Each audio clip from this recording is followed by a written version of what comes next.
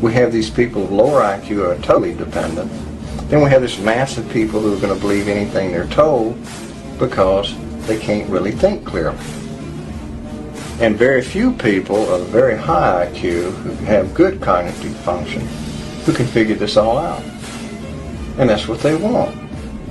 Why they are so insistent in spending so many hundreds of millions of dollars of propaganda money to dumb down society.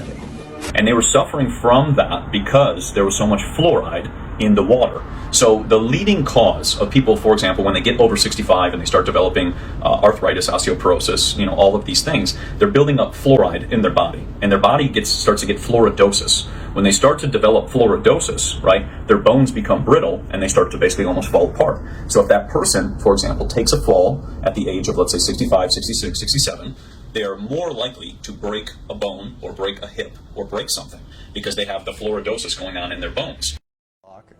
I'm a board-certified neurosurgeon. I'm retired from active practice. Now I do primarily research in neurosciences. There's no modern evidence whatsoever that fluoridating water reduces cavities at all. So you have to ask the question, well, why are you still fluoridating water?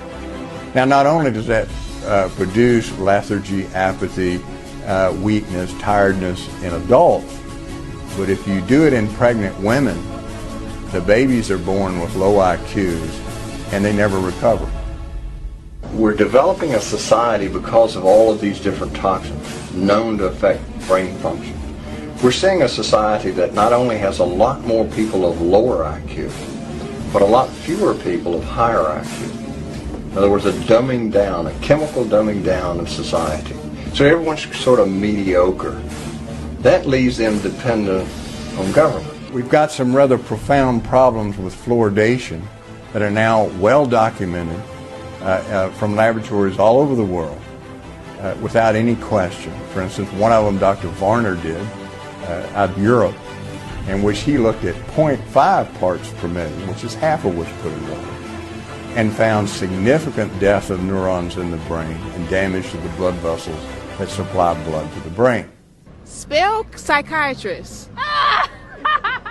You trying to find Google? TV, no.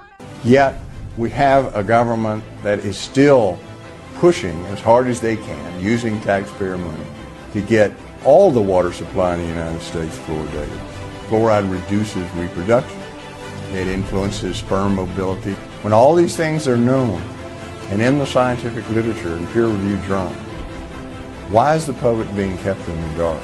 There's the only two choices you have in this debate. Either they're incredibly stupid and incompetent or criminal, or they're doing it on purpose for a reason, which goes back to the Rockefeller design of human engineering. Oh yes, we may harm a lot of people. We may kill some babies. We may create some new diseases.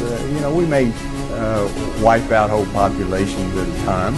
But that's the price we have to pay to create the new vision, the new society. We have